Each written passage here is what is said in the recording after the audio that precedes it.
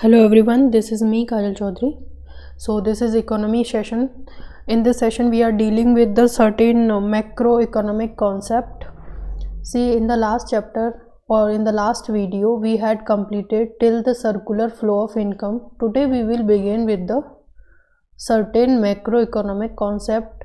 The first concept is GDP. In the previous section as well, I told you about what is the GDP. GDP is the aggregate production of final goods and services taking place within the domestic economy during a year.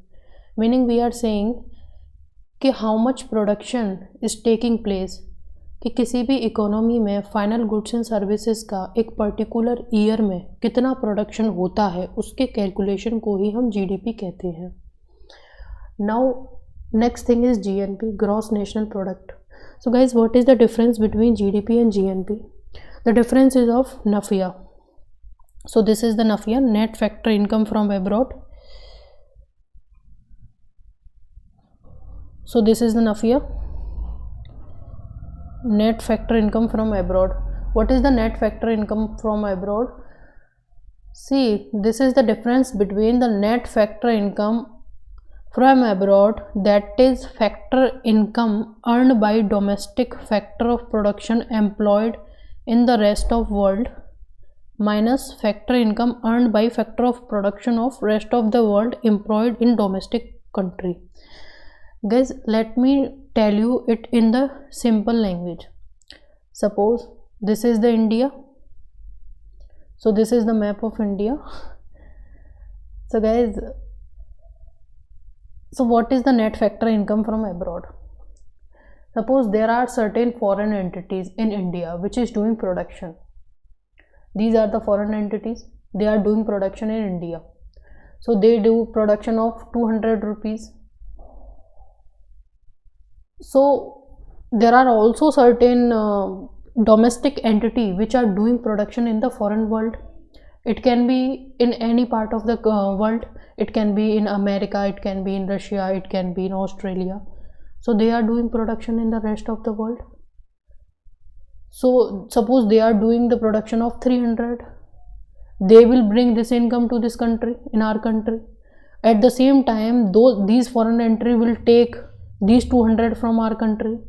When you will deduct these 200 from the 300, you will get the net factor income. This is of 100 rupees. So this is the NAFIA, guys. Like how much money you will actually get by deducting the amount which from your GDP which is done by the foreign entity. So this is the NAFIA. Now let's move. What is net national product at market price? When we talk about net from the gross, so the first thing that should come to our mind is depreciation. So when you will deduct depreciation from gross, you will always get net national product. You will always get the net. So when you deduct depreciation from GDP, you will get NNP at a market price. So this is the NNP. Now further, if you wanted to calculate factor cost from market price, so what is the difference between factor cost and market price? See, what is the factor of production? I already told you factor of production is of 4 types. Factor of production is of 4 types. Number first is land, second is labor, third is capital, and fourth is entrepreneur. So when you are calculating the price of a product, you will add all these costs into that cost of that product. Suppose it become 100 by adding all these factor costs. But this is the price at a factory. It is not the price in the market. When you bring this product in the market, you had to pay certain taxes to the government as well. So those taxes are indirect taxes. Suppose those taxes are 20 on 100 rupees product. So your market price will become 120. So this is will be called at product at market price, and this will be called as product at factor cost. So this is the difference between factor cost and market price. Now guys, we are adding subsidies to it. Why we are adding? Because we are calculating factor cost from the market price. So when you have to calculate the factor cost, you have to minus the indirect taxes or add the subsidy. They are the certain product on which the government provide the subsidy, example fertilizer. So you have to add those subsidies in your factor cost so as to arrive at market price. Now what is the personal income? So when we are calculating the personal income, the first thing that need to come into our mind is that we are calculating this income from the household perspective. So we will deduct all those income which are not received by the household from the national income. So the first thing is the undistributed profit. These are not received by the household. Net interest payment made by the household. Since these are the payment made by the household, so you have to deduct it from the national income. Third thing is corporate tax. Since these are received by the government, so you have to deduct it. And another thing is, now we are adding the transfer payment. Why we are adding the transfer payment? Because transfer payment are received by the household from the government. So guys, another thing is, what is transfer payment? So what is transfer payment? See, transfer payment can be any one-sided payment. One-sided payment. One-sided payment can be in any form, like it can be in the form of subsidies provided by the government to the household. We all know that on cylinder government provide the subsidies, and it can be the gift provided by the government, or it can be the foreign aid that we received. So any kind of payment for which you need not to make the another payment, it is called as the transfer payment. So they are added into the personal income of the household, since it is at the household to dispose as the way they want it to do. So personal income is the part of national income that is received by household. Now another thing is personal disposable income. So when you deduct the personal taxes or non-personal taxes, non-tax personal tax payment or non-tax payment from the personal disposable income, you will get personal disposable income. So what is the difference between the personal income and personal disposable income? It is of the taxes. So the personal disposable income is the income that is available to the household at its disposable. Now household can spend those income the way they wanted to spend. So this is it. Next is national disposable income. So national disposable income, when we are talking about the personal disposable income, we are talking about the income that is available to the household at its disposable, meaning we are talking at an individual level. But when we are talking about the national disposable income, we are talking about the disposable income that we have at an aggregate level, at an economic level, or at a national level. So when you add other current transfer from the rest of the world, because see, government has a net NNP MP at a market price, we called it national income. So when you add other current transfer from the rest of world to your NNP, you will get the disposable income at a national level. So the current transfer can be in any form. Suppose the government of India receive certain loan aid from the foreign institution like IMF, WTO, because or in pandemic the Indian government provides certain kind of transfer payment to the foreign government or to the another country of any part of the world. So these are the transfer payment from rest of the world. Now comes private income. So the private income is what calculated from the national income as well. So this is factor income from this is factor income from net domestic product according to private sector, plus net debt interest, plus net factor income from abroad, and current transfer from rest of government, plus net transfer from rest of the world. So this is the private income. Now next thing. Now guys, we need to understand another thing. What is it? It is the GDP and prices. See, we are talking about the GDP, we are talking about the total production. Now we wanted to know the prices of that production, how it define the total production of any country. Suppose, let's understand the difference between the real GDP and nominal GDP. What is real GDP? GDP at a constant price is called as real GDP, or GDP at a current price is called as a nominal GDP.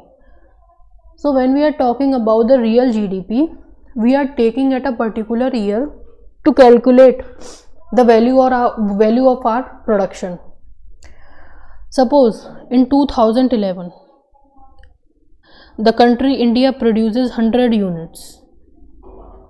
The price of those units is 20 and it become 2000. So your GDP or your national income will be 2000, right? In the 2012, the country produces again 100 unit, but now the price become 30. Then your national income become 3000. You will say, by looking at the number, that the GDP is increasing, meaning the production is increasing. But is it the actual scenario? The answer is no, because you are producing the 100 unit in both the year, but your number got exaggerated by the prices, not by the production. So we must take into account the GDP at a constant price in order to get the actual value of our production, in order to arrive at actual production. So for that matter, we calculate the real GDP or nominal GDP. So in real GDP, we take certain base year. Suppose what we do is we take base year for prices. Like for the current year, the base year is 2011 or 12 for current GDP calculation of India. So we will calculate our GDP according to the price level of this year, not according to the price level of 2021. So this is the way it is. So this is how we calculate the GDP. Now guys, the GDP deflator. What is the GDP deflator? It is the nominal GDP divided by real GDP. From this equation, you will get what? You will get how much number got exaggerated. Meaning you divide the GDP at a current prices by the GDP at a constant prices. So when you did now, you will get how much your GDP got deflated due to the price, due to the rise in price level between the 2 years. So this will show us the change in price or rise in price level. It may be fall in price level as well. So to get the value of actual production, we use GDP deflator. Now another thing is guys, consumer price index. What is it? It is the measure. It is to measure change in price of given basket of commodities at two different time. Suppose I am the consumer. I buy certain commodities of basket. Suppose I buy 4 commodities or 5 commodities at two different time. So to calculate the change in price between two different time, we came up with the concept called CPI. Suppose I am here buying these commodities. In 2011, the price of these commodities is 100, and I am also buying these commodities in 2013. The price become now to 130. So this 30 change in price. So this CPI will help us know the change in price of commodities. So this will help us to measure the level of inflation at a consumer level. So here we have 2 years under consideration. One is base year, another is current year. So we take the base year in order to measure the inflation level in the country at a consumer level. So as I told you, this is what we will divide the cost of basket at a current year by the cost of basket at a base year, and we will multiply it by 100 so as to arrive the change in prices in percentage. So this will help us know change in price in percentage terms. Now guys, another thing, when we are talking about CPI, we are saying that change in price at a consumer level. But when we are talking about WPI, that is wholesale price index, we are talking about the change in price at a retailer level. So why we need it? See, at a wholesale level, we are dealing with the product in bulk. Here we are taking the quantity in bulk. So we will measure the change in price that is taking place at a wholesale level or between those commodities which are traded in bulk. So why we needed the wholesale price index if we have the consumer price index? The consumer price index only tells us the change in price or rise in price at a consumer level. So it will help the government to formulate the policies at a consumer level. But when it comes to the wholesale price index, it will help us understand the change in price at a wholesale level. So it will help the government to form the policy at a wholesale level. So this is the need of it. Another thing is difference between GDP deflator or WPI or CPI.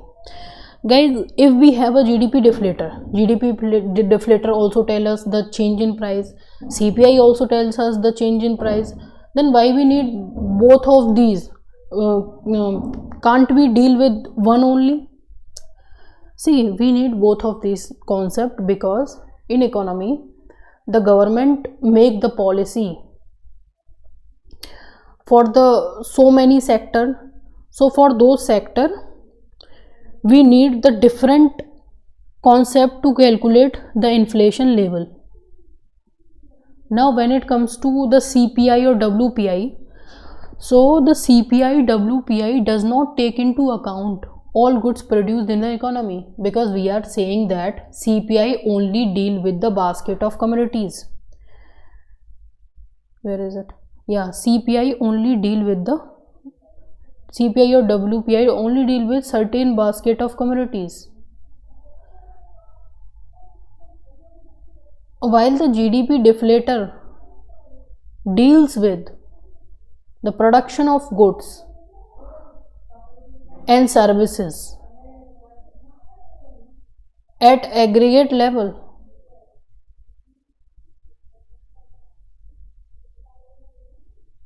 Right. So when we are talking about the GDP deflator, we are talking about the rise in price level at an aggregate level, at a national level. But when we are calculating the CPI or WPI, we are more specific about the sector. Here we are talking about the basket of commodities. So for that we need the CPI or WPI. Now another thing, the GDP. Since I told you that in GDP we only talk about the production of goods and services which is taking place within the domestic boundary of a country. We are not taking the production of those goods which are taking place outside the India, right?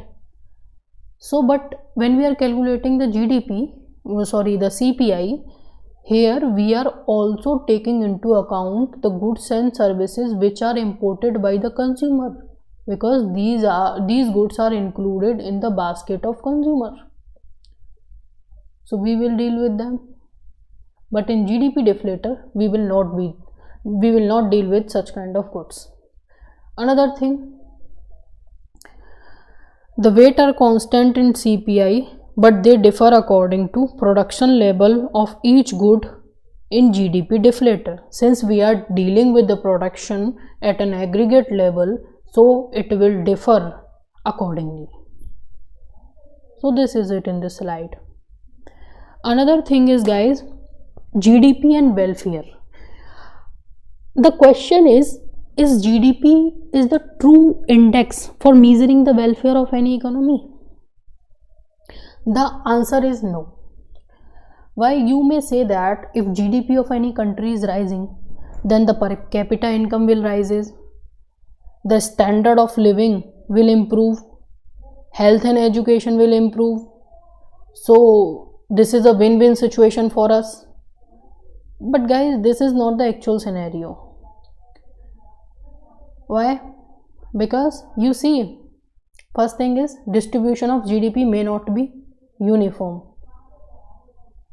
GDP is only the accounting of numbers. It is only the production or the value of production that is taking place in any economy, right?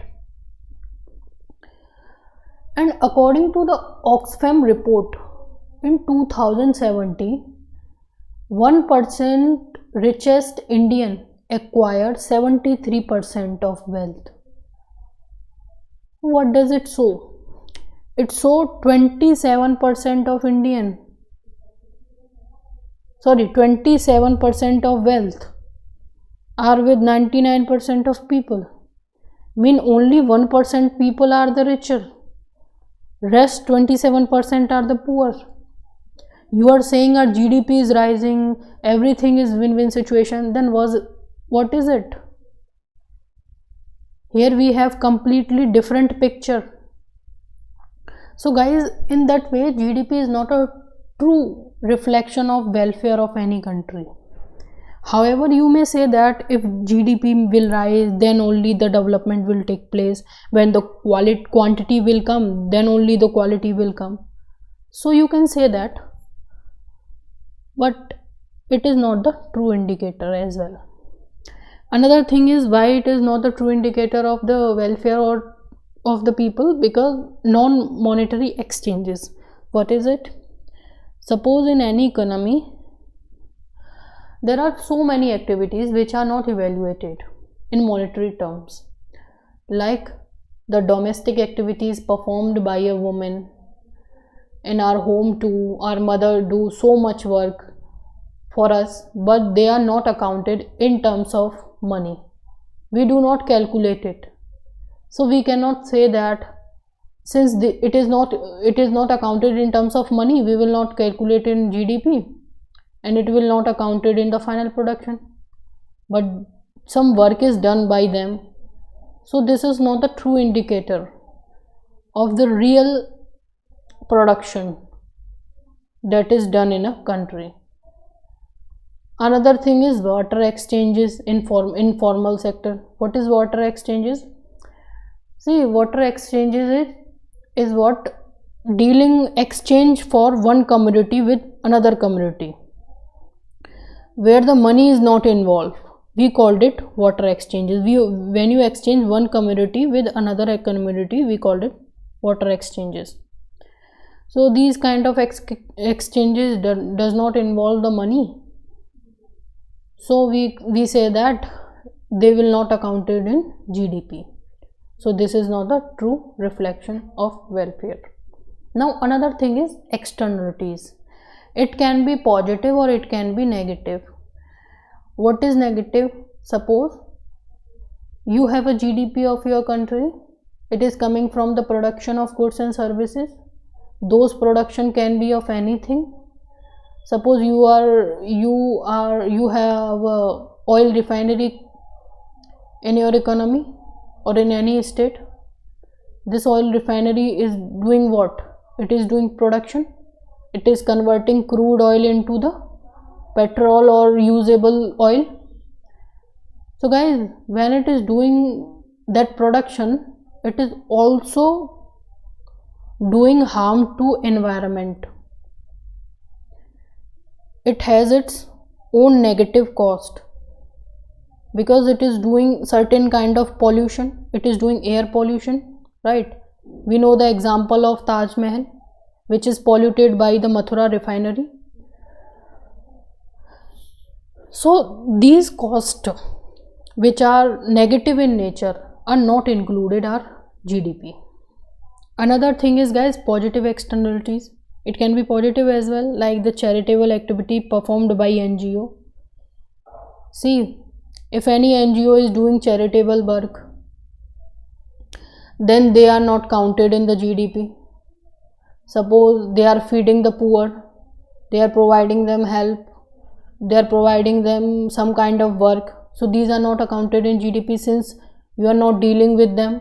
So GDP does not take into account those things, so this is not the true index of GDP. So guys, we have done the second